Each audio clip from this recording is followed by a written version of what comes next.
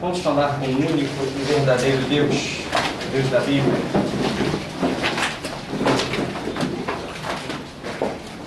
Deus vive e todo-poderoso, nós te glorificamos, Senhor, por esta hora tão preciosa, pelas forças renovadas, pela direção que o Senhor tem dado aos nossos passos e pelo poder da Tua palavra que nos anima quando diz: mais vale um dia nos Teus atos que em outras partes 1000. Preferiria estar à porta da casa do meu Deus do que habitar nas tendas da impiedade. Por isso, Senhor, nesta manhã nos abençoa com entendimento e compreensão, pois está escrito que o seu povo é destruído quando lhe falta conhecimento. Nós viemos aqui, ó Deus, em busca do conhecimento, da fé, da vida que há exclusivamente em Cristo Jesus.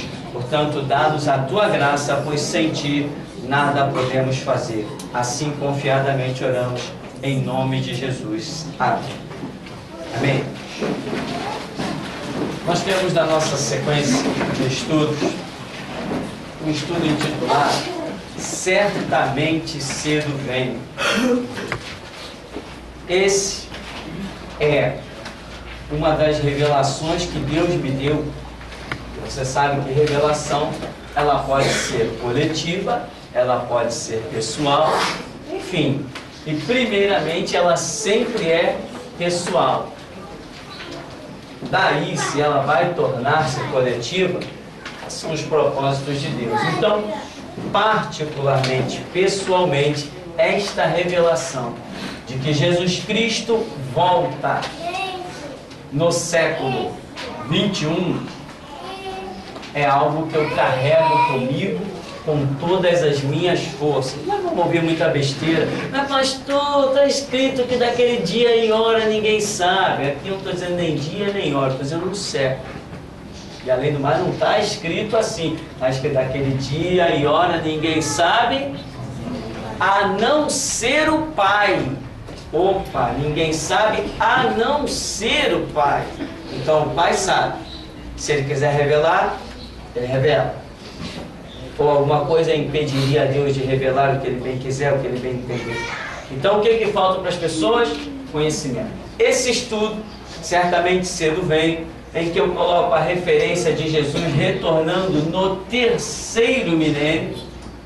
Depois, na continuidade do estudo, eu vi que Ele viria no século 21. A Bíblia aponta para isto. Se outros não viram, a Bíblia diz que cada um anda segundo a fé que alcançou. Esta é a minha fé, este é o meu conhecimento para mim, meu Senhor Jesus, neste século que nós estamos vivendo, pisará no Monte das Oliveiras. Antes disso, Ele arrebatará a sua igreja. É o que eu creio. Ninguém precisa crer como eu. Amém? Mas eu ando nesta fé, eu ando nesta expectativa. E tem mais. Eu creio que sei que não verei o arrebatamento da igreja, mas eu vivo como se ele fosse acontecer a qualquer instante. E creio que não verei o arrebatamento da igreja, pelo que acredito que o Senhor tenha me revelado sobre os meus anos de vida sobre essa terra. Eu acredito que não verei o arrebatamento. No entanto, eu vivo como se fosse vê-lo, como se fosse ser participante dele. Que é isso que a Bíblia nos ensina. Vivamos hoje como se Cristo voltasse na meia-noite dos tempos, hoje. Então esse estudo certamente veio, já criou muita polêmica na internet, já me chamaram de tudo por aí, menos de bonito. Pouco importa, né? Pouco importa, que diferença faz? Quem é que põe o pão na nossa mesa? Temos satisfação a dar a alguém? Não temos. Então, para mim, ele veio no século 21. As pessoas dizem: não, você não está enganado, não. Então, assim, continua vivendo a sua vidinha, vai jogando futebol, vai para o parque, vai para os retiros da Igreja Batista, vai para os congressos da Assembleia. Vai lá, estão comprando o mundo todo, vai lá, participa com eles. Eu não, eu vivo a minha fé como o meu Cristo voltando já neste século. É isso que eu entendo. Então, nós vamos seguir esse estudo aqui. Nós vamos ver alguns detalhes interessantes. Aqui, eu sempre digo isso, esses estudos que Deus nos tem dado, ele é um ponto de partida.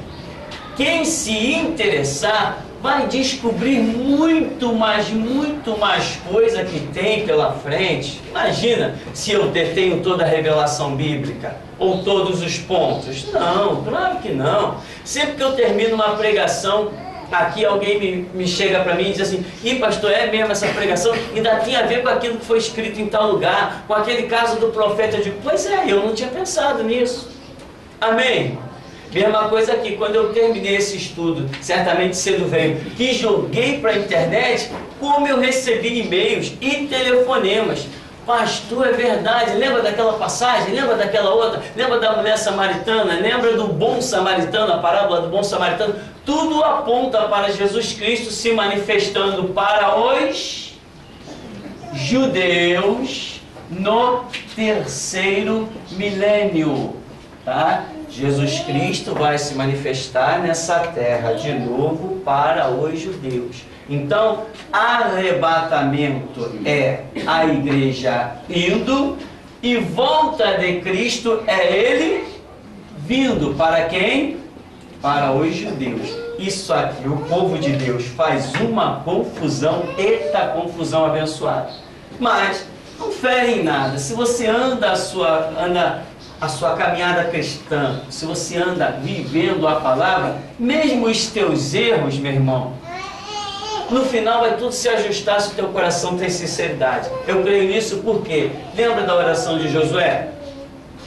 "Sol, detente em Gibeon, e tu, lua, no vale de Ajalon." Agora, hoje a ciência prova, né, de uma maneira tão tremenda, que na verdade a terra parou. E não foi o sol. Mas qual foi a oração de Josué? "Sol, detente." Dentro do conhecimento dele lá de milhares de anos, ele via o sol nascer lá num ponto e descer no outro. Então ele não podia imaginar, não tinha condição dele imaginar que era a terra que estava girando. Ele imaginava que era o sol que estava passando. Então, sol, detente. Mas Deus, na sua onisciência, conhecendo o profundo do ser de cada um, e o de Josué, parou a terra. O sol continuou a sua marcha, mas a terra parou. Então, mesmo que você tenha alguns pontos equivocados, se o seu coração é sincero, a Bíblia diz que todas as coisas cooperam juntamente para o bem dos que amam a Deus. Mas, pastor, até erros cooperam para o bem dos que amam a Deus? Sim, até erros. Não confundir erro com rebeldia. Aí não. Amém? Meu erro coopera para o meu bem no serviço a Deus? Claro que opera. Porque Deus até corrige e açoita a quem ama e a quem tem por filho. Então, o meu erro, se eu estou andando na minha sinceridade, até o meu erro vai me mostrar a glória de Deus. Porque Ele vai se manifestar. Agora, na minha rebeldia, não. O que é rebeldia? É insistir num erro quando eu já fui alertado de que aquilo ali é um erro. Por isso a Bíblia diz: se ouvirdes a voz do Espírito, não endureçais os vossos corações. Então, para mim, Jesus Cristo vem neste século, no século 21, e nós vamos examinar por que eu creio desta maneira. E creio que Deus nos tem dado esse ponto de vista e nos revelado esse estudo. Então nós vamos seguir, diz assim: certamente cedo veio, né? É uma expressão de Apocalipse 22, 20. E aí eu acrescentei: Jesus voltará no terceiro milênio. Então, em princípio, a minha visão estava só no terceiro milênio. Eu tinha plena convicção de que Jesus Cristo voltaria no terceiro milênio. Terceiro milênio é esse que nós já adentramos. E uma vez nós estávamos na igreja conversando, acho que depois de um seminário, nós estávamos conversando, fazendo cálculos e brincando de fazer cálculo para a vinda de Jesus. E nós começamos a mexer com várias datas e chegamos à seguinte conclusão: 235 anos mais ou menos estaria faltando para o retorno de Cristo. Nós estávamos brincando de fazer número, que ninguém aqui, pelo menos eu, vou querer descobrir dia e hora da volta de Jesus. Eu não preciso disso. Eu vivo o meu dia a dia como se ele fosse se manifestar a qualquer momento, no dobrar de cada esquina.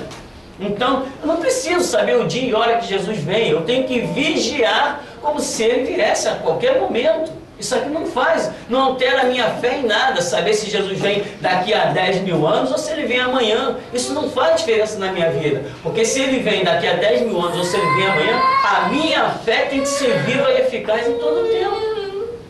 Então, nós brincávamos, poxa, 235 anos, é mais ou menos por aí, O culto chegou à noite e Deus vem e se manifesta em nosso meio e diz: a minha volta está bem mais próxima do que aquilo que vocês pensam. Aí eu falei assim, mas nós não estávamos pensando em nada. Aí o Espírito Santo me levou, e de manhã, quando vocês estavam conversando? Eu falei, meu Deus do céu. Então aquilo que para nós foi uma brincadeira, Deus usou como referência para dizer: a minha volta é muito mais cedo do que o que vocês pensam. Eu, na minha inocência, falei, mas nós não estamos pensando em volta de Jesus. E o Espírito Santo falou, pensou sim, de manhã vocês pensaram 235 anos.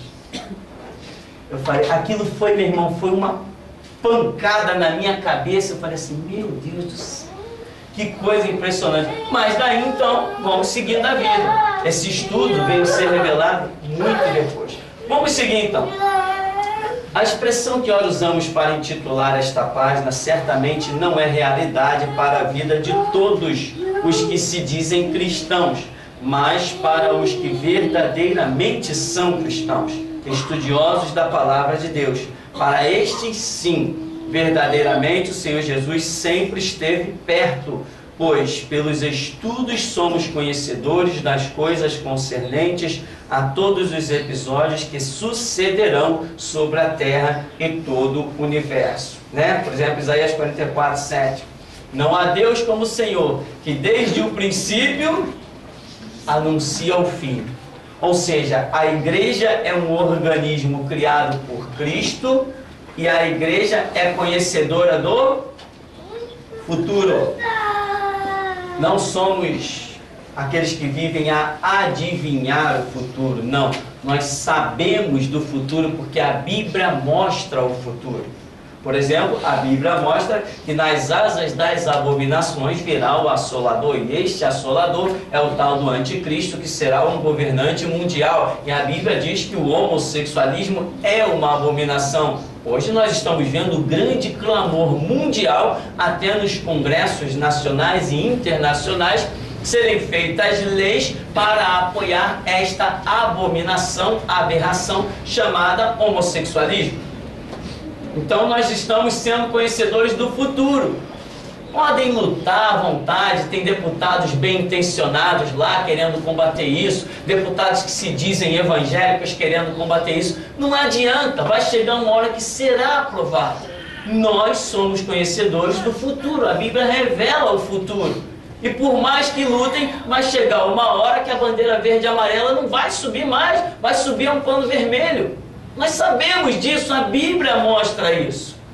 É muito bonito verde, amarelo, azul e branco da nossa bandeira, mas pode acreditar que qualquer hora ela vai ser mudada para um pano vermelho. Na verdade, para quem tem uma visão mais estudada, já viu que já mudou.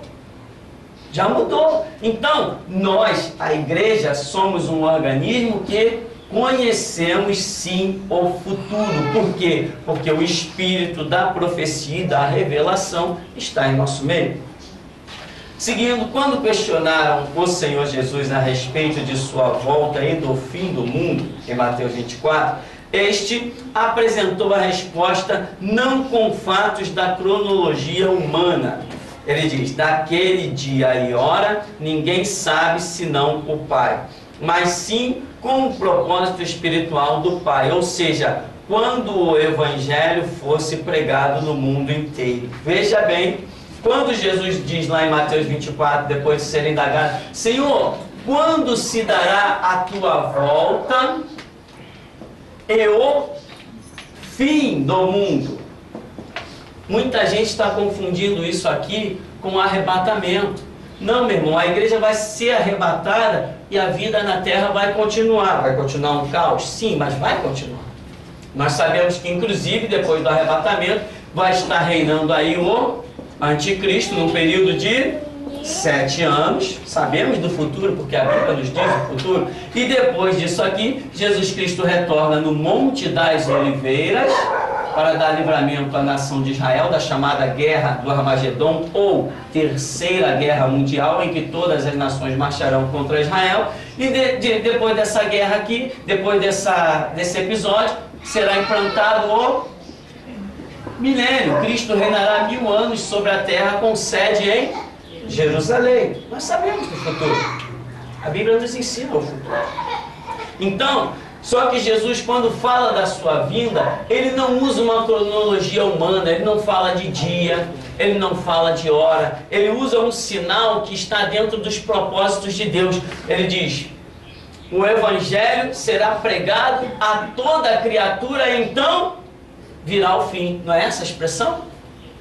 Importa que o Evangelho do Reino seja pregado a toda a criatura, a todas as gentes, todos os povos, tribos, línguas e nações, então virá o fim. Muita gente confunde essa passagem de Mateus 24, confunde terrivelmente, antecipa ela de uma maneira fora do comum e não consegue chegar a conclusão nenhuma.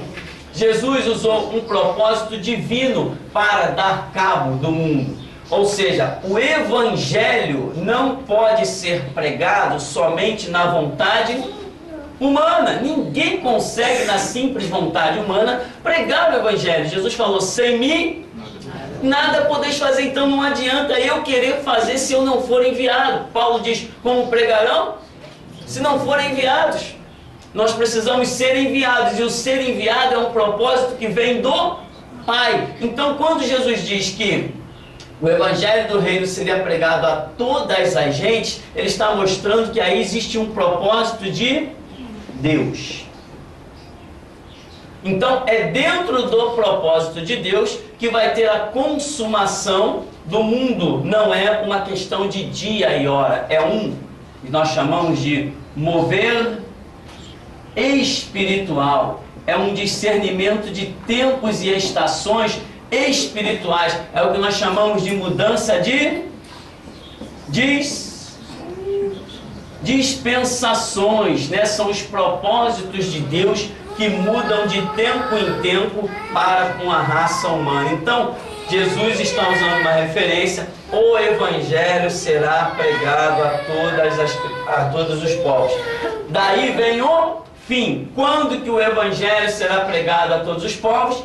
Quando ele descer no Monte das Oliveiras, implantar o seu trono lá em Jerusalém e governar por 1000 anos. Ele diz: aí virá o fim. Ora, se nós sabemos que primeiro tem o milênio, o fim só pode vir depois do milênio. No milênio, o Evangelho será pregado a todos os povos. No milênio, o Evangelho não será pregado a todos os povos nessa dispensação, neste momento que nós estamos vivendo. Não será. Vamos pregar o Evangelho no mundo todo. Você está ouvindo essas coisas por aí, não está? Besteira, balela.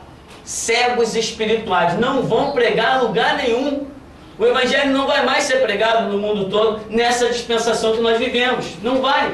Só quando Cristo pisar no Monte das Oliveiras, aí sim, nós, os que voltarmos com Ele, como a Bíblia diz, e aqueles que daqui, porém os judeus que se converterem ao Evangelho, né, esses sim pregarão o Evangelho ao mundo inteiro. Mas no momento em que nós estamos vivendo, a própria igreja se encontra perdida, necessitando de restauração. É esse o momento atual que a igreja necessita. Restauração, ela precisa disso. A igreja está caída, a igreja está fracassada, a igreja não tem mais autoridade. A igreja se rendeu às bandeiras das nações, a igreja se rendeu às constituições que os homens criaram nos congressos. A igreja não exalta mais a Bíblia, a igreja não tem mais valentia. A igreja não tem mais disposição de derramar o seu sangue para a glória de Jesus Cristo e do Evangelho. A igreja está caída, a igreja está fracassada. Nós estamos aqui resgatando a vontade de derramar sangue por Cristo. É isso que nós estamos fazendo. Se a igreja não tem essa disposição de derramar o seu sangue, ela está caída, ela está fracassada. Lembra no começo? Quanto mais se matavam, mais crente aparecia. O sangue dos cristãos gerava vidas e mais vidas, semelhante ao de Cristo.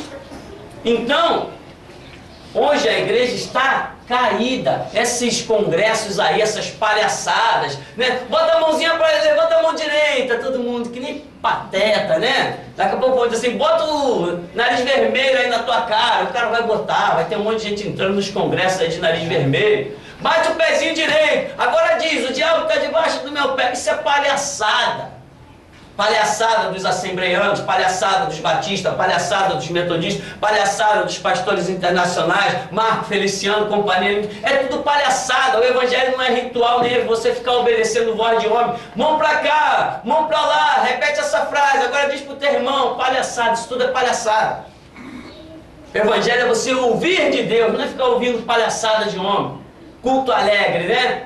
Ó, vamos alegrar o culto aí, irmão, fica de pé, dá um girozinho, agora vira cambalhota. Isso é palhaçada. Isso prova que a igreja está caída. A igreja verdadeira é aquela que diz assim, Jesus, eis o meu sangue como tributo para ti. Isto é a igreja verdadeira. E é isso que nós estamos fazendo nesse tempo.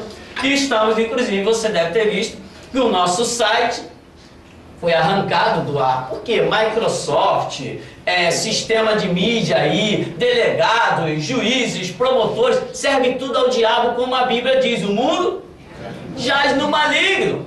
Mas eu não, eu fui comprado com o sangue de Cristo, eu não faço parte do mundo. Ele falou, vós não sois do mundo, como eu do mundo não sou. Com meu sangue eu vos comprei. Se vós fosseis do mundo, o mundo vos amaria. Mas não se preocupa não, se o mundo vos odeia, odiou a mim primeiro. Não foi isso que Jesus disse? Então nós temos que ver, se eu pregasse o que o mundo gosta, eles não teriam tirado meu site do ar. Mas eu estou avisando, espera a volta. Pode esperar a volta. Então, irmãos, a igreja hoje se encontra caída, fracassada, é falso profeta para tudo que é canto. Agora, antigamente na igreja católica nós dizíamos que tinha um santo casamenteiro, né? Agora dentro das igrejas evangélicas, o que tem de profeta casamenteiro por aí? Você conhece algum? Conhece? Irmão, você vai casar, olha, Deus está me falando que esse varão não é para você, né? É por aí. Então a igreja evangélica se transformou num verdadeiro palco de palhaçada. Então, está precisando de restauração. Hoje, o evangelho não pode ser pregado, porque não há evangelho. O evangelho hoje é o que? Você entra numa igreja, se a igreja é grande, você pode esperar que daqui a pouco vai aparecer um político em cima do púlpito para pedir voto. Pode esperar. Isso não é igreja. Isso aí é filial do Congresso Nacional. Não é igreja. Então, meu irmão, a igreja hoje precisa de restauração. Aqui em Mateus 24, Jesus está falando de um evangelho que será pregado no mundo todo, ou seja, no milênio, e então daí virá o fim. E nós sabemos que nessa época o evangelho, no momento que nós vivemos, o evangelho não será pregado no mundo inteiro. A igreja não evoluiu, a igreja involuiu, a igreja caiu. Vamos seguir então. Muitos pensam que Jesus voltará para a igreja, o que é erro primário para quem estuda teologia, pois sabemos que a igreja será arrebatada antes da volta de Jesus, e que a volta literal de Cristo dar-se-á, segundo o profeta Zacarias, somente para os judeus, em Zacarias 14. Quando a Bíblia fala de volta de Cristo, ela fala de Jesus pisando em solo judeu. Mas quando a Bíblia fala do relacionamento de Cristo e a igreja, Paulo diz que nós, os que estivermos vivos, seremos arrebatados para encontrar com o Senhor nas nuvens. Então, nós é que vamos, não é Cristo que vem. Porém, o retorno de Cristo literal, muito especificamente falado em Mateus 24, é para os judeus. E ali está escrito, todo olho o verá. No arrebatamento não. No arrebatamento a gente sai da terra e ninguém vê Jesus. Mas quando Cristo vier visivelmente, pisar no Monte das Oliveiras, será para implantar o seu reinado com a nação de Israel. Para a melhor sintonia, partindo do atual tempo da graça, as dispensações que se seguem serão reinado do anticristo, que será marcado com a aliança do anticristo com os judeus, e reinado milenar, iniciado pela volta literal de Jesus no Monte das Oliveiras, para reinar 1000 anos, tendo como sede seu governo Jerusalém, né? Então, aí estão as referências bíblicas para você examinar. Seguindo, que Jesus voltará, isto é desnecessário declarar. Porém, afirmar que este fato se dará no terceiro milênio, aí somente se encontrarmos bases bíblicas para tal. Não esqueça que o número 3 revela a manifestação da divindade, com propósitos que não serão revogados.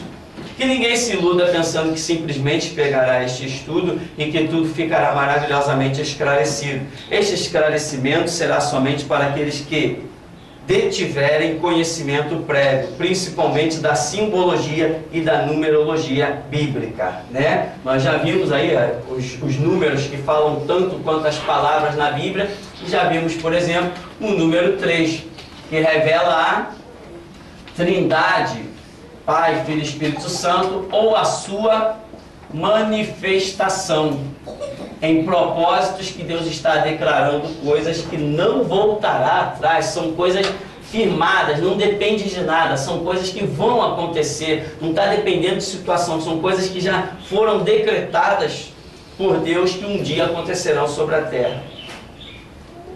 O texto de Mateus 24:14 apresenta-nos uma sequência, ou seja, a pregação do Evangelho no mundo todo e a seguir o fim. Quero lembrar que o fim aí descrito é fim mesmo, término, extinção de uma era, sistema, etc. Entendeu? A pergunta: Senhor, quando se dará a tua volta e o fim do mundo? Então Jesus diz coisas que vão anteceder ao fim do mundo, ou seja, a vida humana sobre a terra será extinta. Assim como o tempo da igreja já caminha para o seu fim, para a sua extinção dentro dessa atual dispensação chamada graça. A igreja não foi implantada sobre a terra para viver como alguns ignorantemente pensam, para a igreja viver eternamente.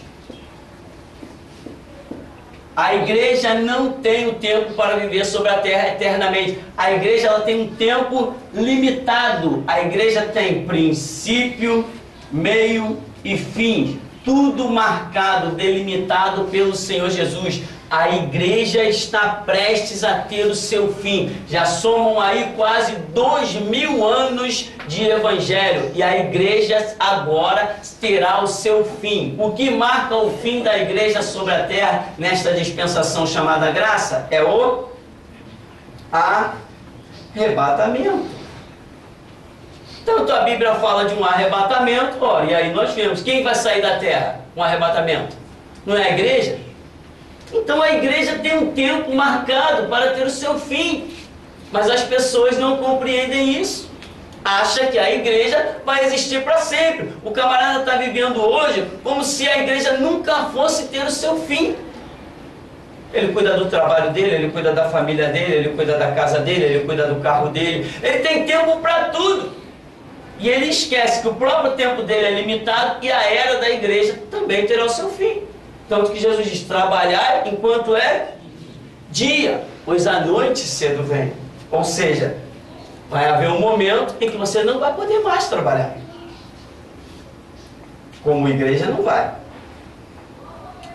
Aqui diz então: agora quero explicar, ou melhor, lembrar aos estudantes de teologia que após a implantação do milênio, aí sim o Evangelho será pregado no mundo inteiro. Cristo estará reinando pessoalmente, Apocalipse 19:15, eu disse pessoalmente, tá? Contudo, após este período, Satanás será solto mais uma vez, Apocalipse 20, e reorganizará seus exércitos novamente contra Jerusalém, sendo que desta vez Cristo estará no trono. Daí então cairá fogo do céu na chamada batalha final. Este é o fim mencionado em Mateus 24:14, uma última batalha após o milênio. Após esta brevíssima introdução, vamos aos textos que provam que o Senhor Jesus Cristo voltará nesta terra, neste terceiro milênio. Se no começo, meio ou fim, isto veremos com o que dizem os textos bíblicos, mas que será neste milênio, isto é certo. O primeiro interessante fato é que os judeus estão no ano 5.766. Por quê? Porque não podemos crer que no ano 6.000 do calendário judaico alguma coisa possa acontecer, visto que a volta de Jesus será para os judeus, e como sabemos, 6 é o número que representa o homem, e o Senhor estará reinando em carne como homem, pois também em Lucas sua genealogia é remontada até Adão, e o próprio Senhor ali se intitula o Filho do Homem.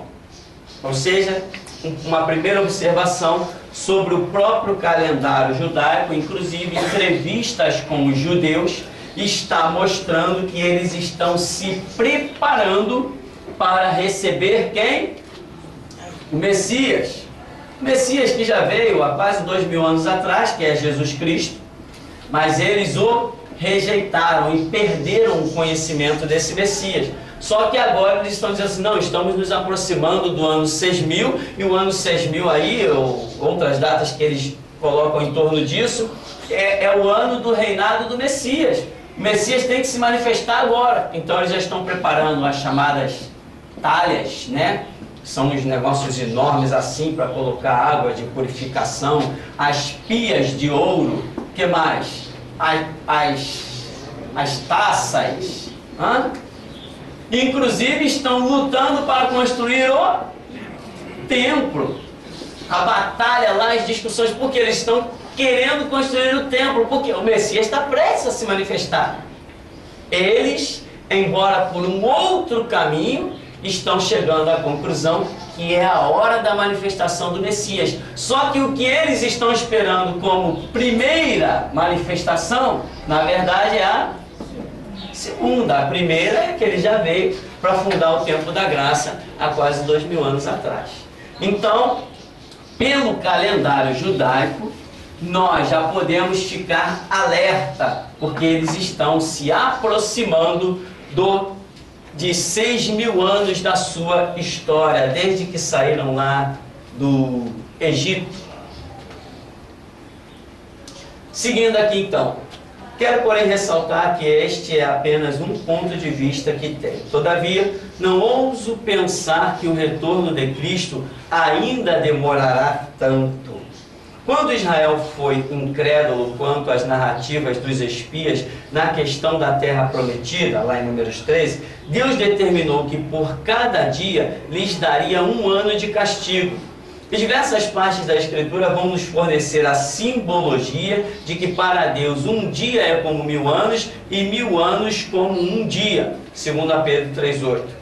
Portanto, é hora de examinarmos os textos bíblicos. João 5,39 diz que examinar as Escrituras, né? Aí você vê aí, nós começamos a examinar a primeira passagem propriamente dita, que é Oséias 6, do verso 1 ao 3, que, você lembra o que está escrito lá? Depois de 2 dias, nos ressuscitará, e ao terceiro dia viveremos diante dele. Ora, depois, presta atenção, depois de 2 dias. Então, depois de 2 dias é o quê? Terceiro dia. Aí diz assim, depois de 2 dias nos ressuscitará, e ao terceiro dia viveremos diante dele. Então, está falando de forma diferente, usando uma organização literária diferente, mas falando da mesma coisa. Depois de 2 dias é o terceiro, e ao terceiro dia. Então está repetindo esse, vou usar essa expressão, paralelismo de Deus, é muito visto na Escritura. Então o que acontece? Oséias, o profeta, está dizendo que ao terceiro dia, Oséias é judeu, está profetizando para o povo judeu, está dizendo, ao terceiro dia nos ressuscitará e viveremos diante dele. Ou seja, é o profeta Oséias dizendo que Cristo vai se manifestar, vai trazê-los à luz novamente e vai estar governando, porque ele diz, viveremos diante dele, ou seja, Cristo vai estar governando sobre a nação judaica. Diz ainda, continuando aí o texto, né? Primeiro que ele fez a ferida e a ligará, né? O que também está lá no texto. Ele fez a ferida e a ligará. Mateus 21, a ferida, eu coloquei essa referência aí para que você veja a ferida na simbologia de Jesus, quando ele fala o quê? Quando ele fala a figueira, nunca mais nasça fruto de ti. A figueira é símbolo de quem? Da nação de Israel, que isso é profetizado desde a parábola de Jotão, em Juízes capítulo 9. Então diz assim, depois fica revelado que depois de 2 dias e ao terceiro dia, ou seja, estes 2 dias são 2000 anos consumados depois, porém o terceiro dia é o terceiro milênio em meio, ou seja, durante ao qual Cristo voltará, onde é dito, viveremos diante dele, judeus remanescentes e gentios que retornarão, né? Como diz Apocalipse 21 a 6, fala de um povo que voltará, igreja que voltará para reinar com Jesus Cristo.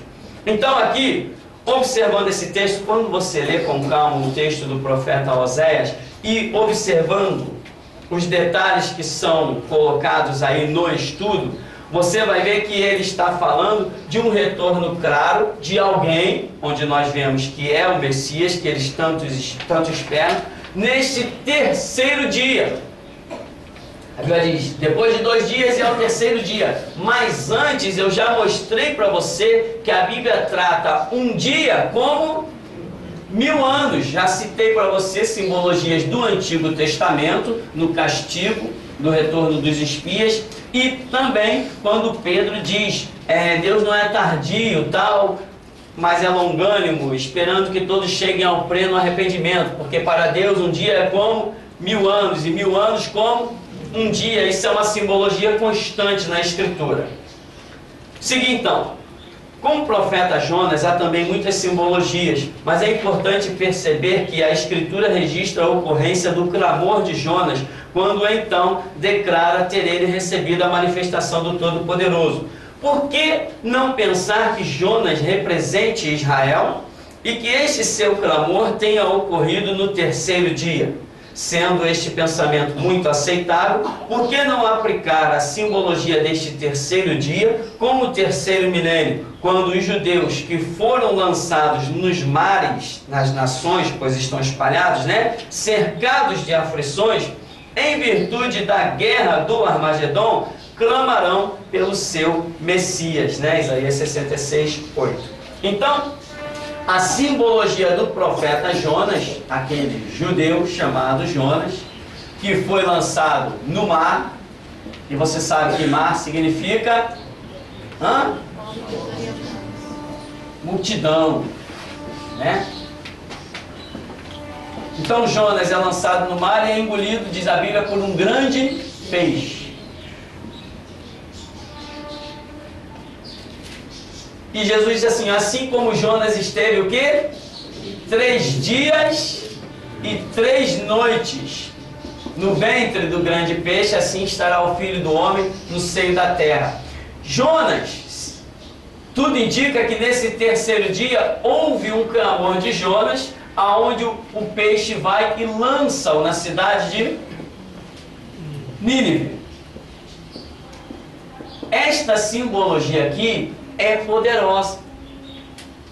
Podemos acreditar que aqui Deus esteja querendo demonstrar para a nação de Israel que no terceiro milênio ele será manifesto, ouvindo o que aconteceu antes de Jonas. A Bíblia enfatiza que antes de Jonas ser lançado pelo peixe em terra firme, ele fez o que? Um clamor.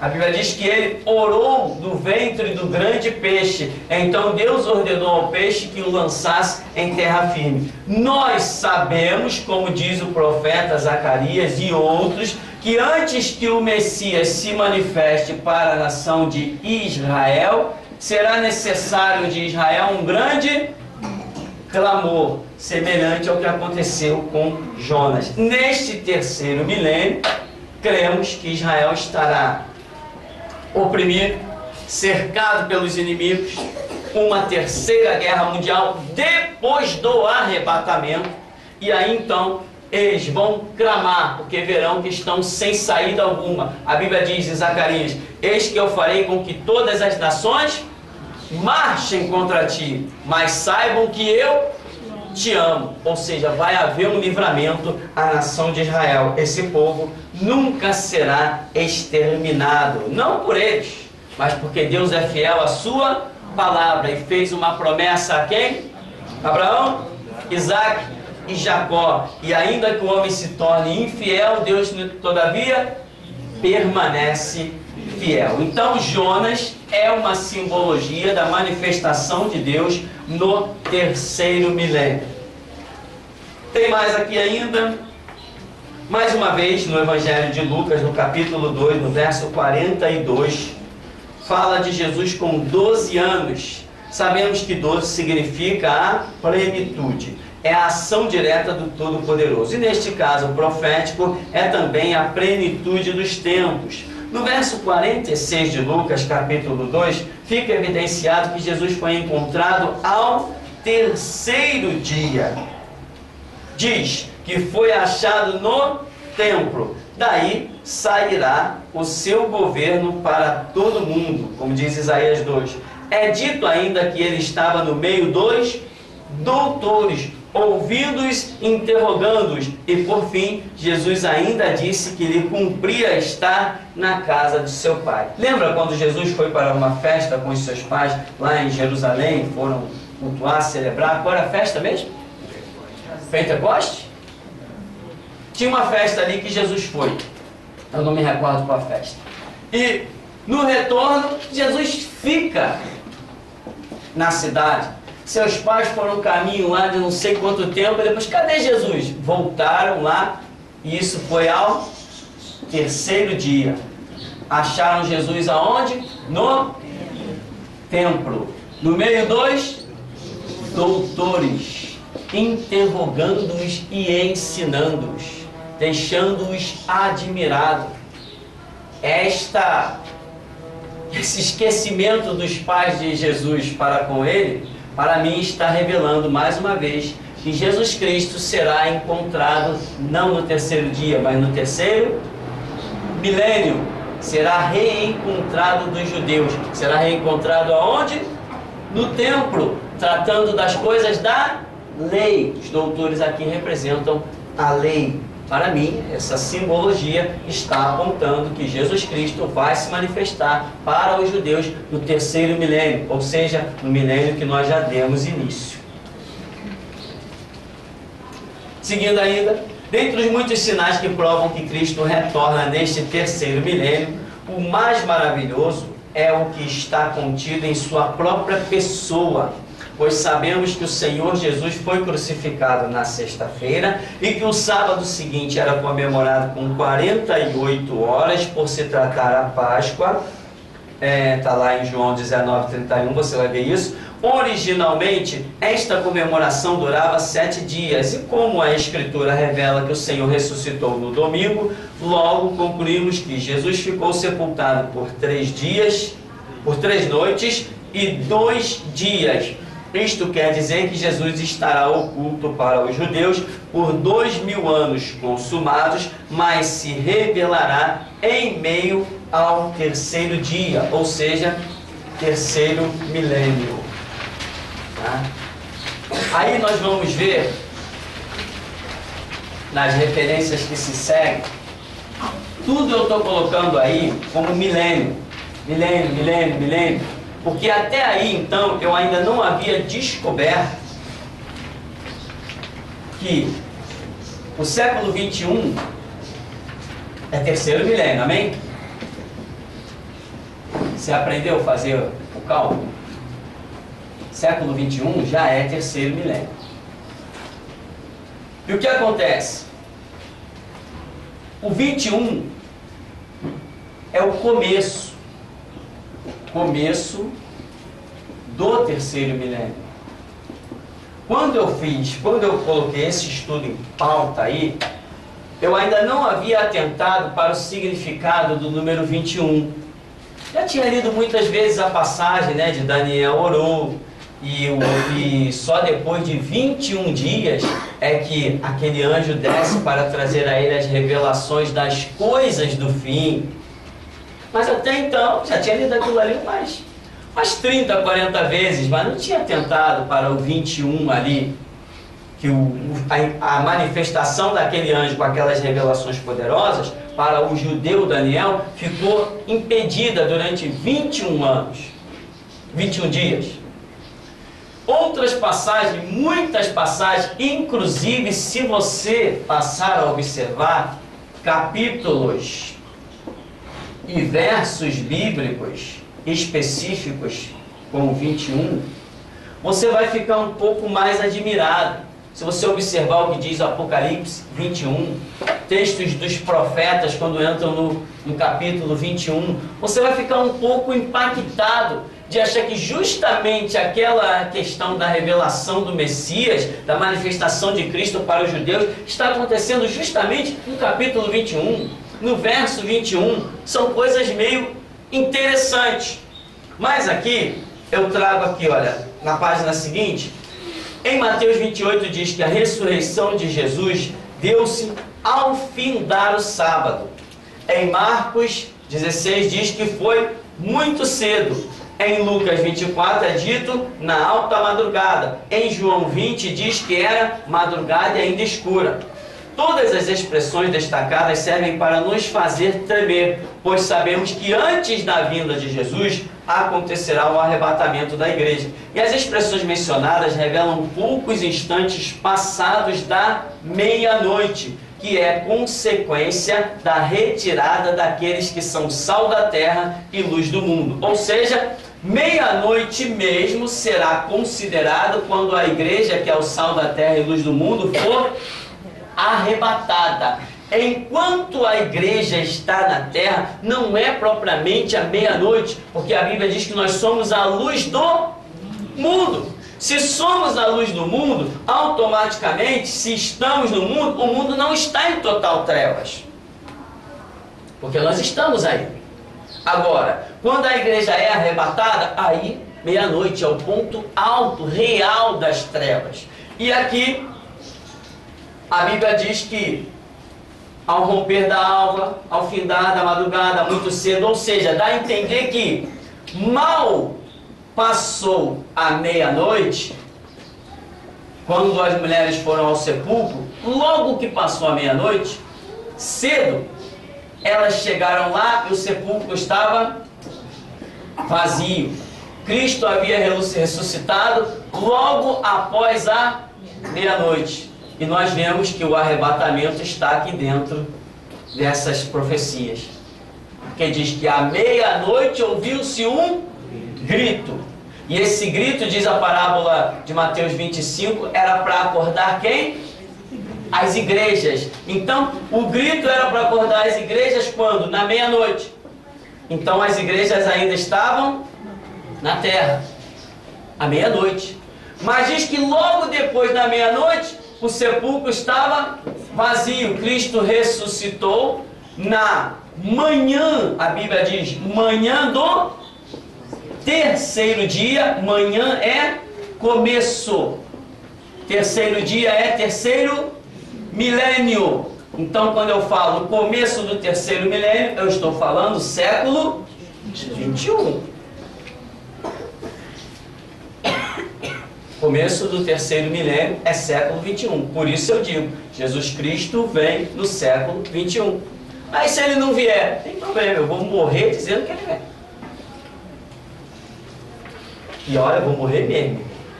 Vou morrer mesmo. Cada um tem a sua comunhão com Deus, né? Eu tenho a minha. Então aqui, Na manhã do terceiro dia é a manifestação de Jesus Cristo. Para a igreja, não. Para os judeus. A igreja será arrebatada. Cristo vai se manifestar para os judeus logo após a meia-noite, ou seja, logo depois que a igreja sair da terra. Aqui diz ainda: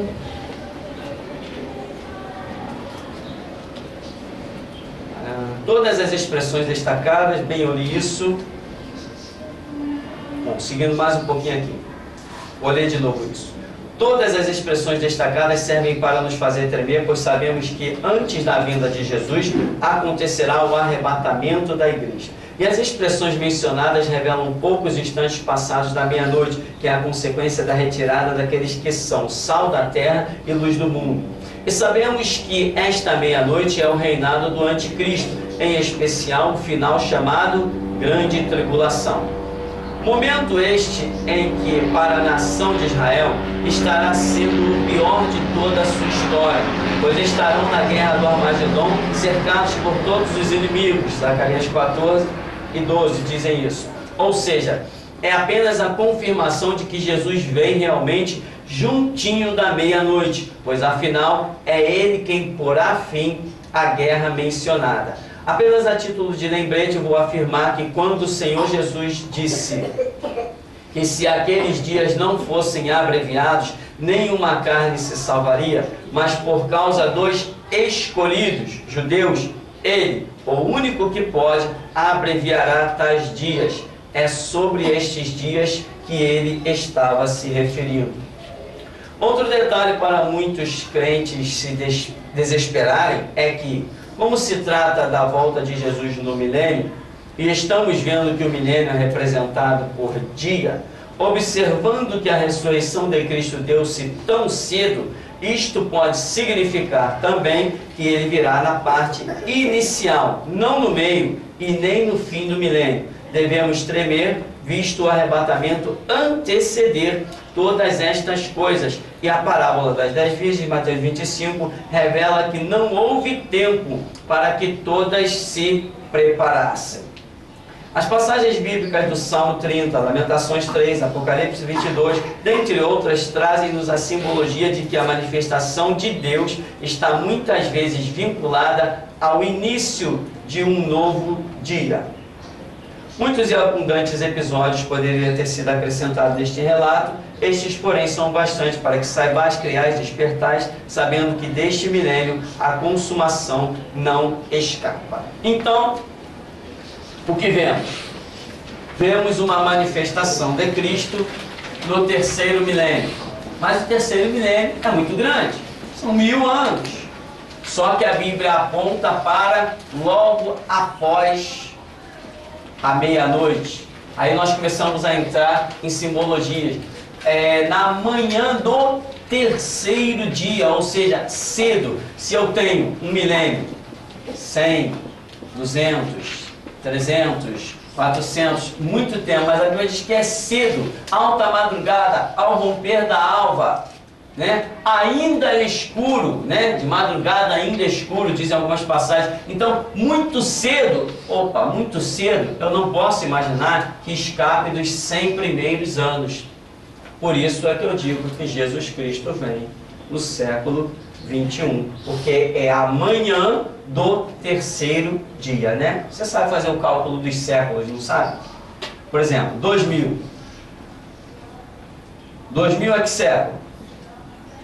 Diz que quando termina em zero, você apenas considera aqui, né? Século 20, os dois algarismos, século 20.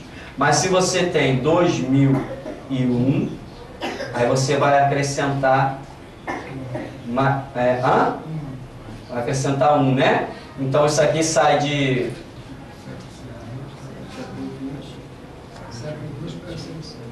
isso.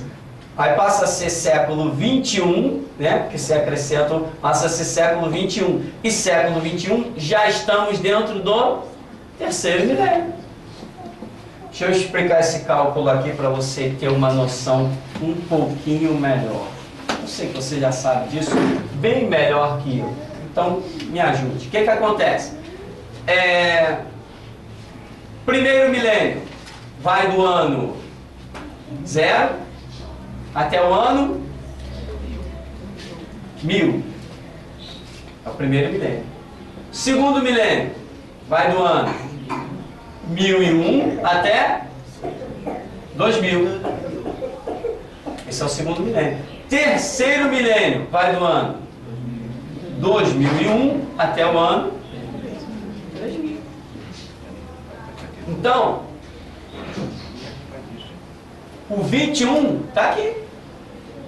Ou seja, o 21 são os 100 primeiros anos do terceiro milênio. Isso é o 21.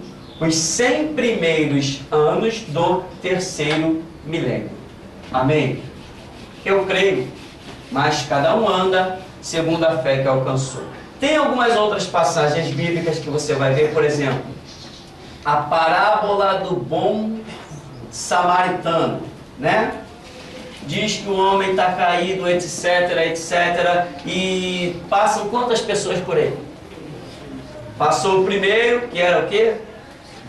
Um levita, sei lá o quê, um sacerdote. Passou o segundo, não sei o quê, e passou o terceiro. O terceiro foi e socorreu. Aqui nós estamos diante de uma simbologia da manifestação de Cristo no terceiro milênio.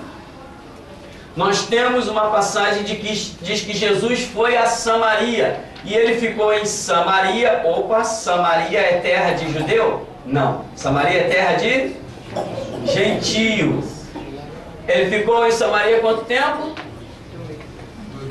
2 dias, ou seja, 2000. Ele ficou em Samaria 2 dias e no terceiro dia ele volta para as terras de Israel. Nós estamos diante de uma simbologia poderosa mostrando Jesus Cristo retornando no terceiro milênio para a nação de Israel. Passagens semelhantes a essas, irmão, são quase todas as parábolas.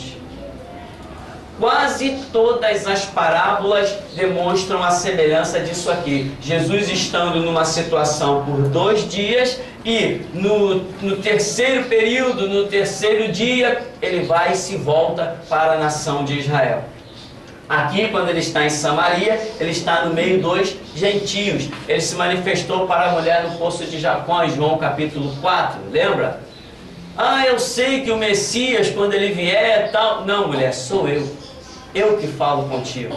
É o que ele tem feito com os gentios, conosco. Tem se revelado como o Messias, enquanto que os judeus não. Ele nunca fez uma revelação dessa para os judeus, direta, mas fez para os gentios. Então nós estamos hoje nessa situação, naquela mulher samaritana. Aquela mulher samaritana é uma típica revelação da simbologia da igreja. O povo gentio que amparou Jesus por 2 dias. 2000 anos dentro da simbologia. E no terceiro dia, ele sai dos termos de Samaria e volta para as terras de Israel. Estou apenas dizendo isso aqui para que você, ao ler a sua Bíblia, se você não ler a sua Bíblia, você acabou de perder o seu tempo aqui também. Mas se você vai ler a sua Bíblia, você vai descobrir dezenas de passagens que vão te dizer verdadeiramente Jesus Cristo volta no século 21. Amém? Vamos dar uma paradinha então, e daqui a pouco a gente volta.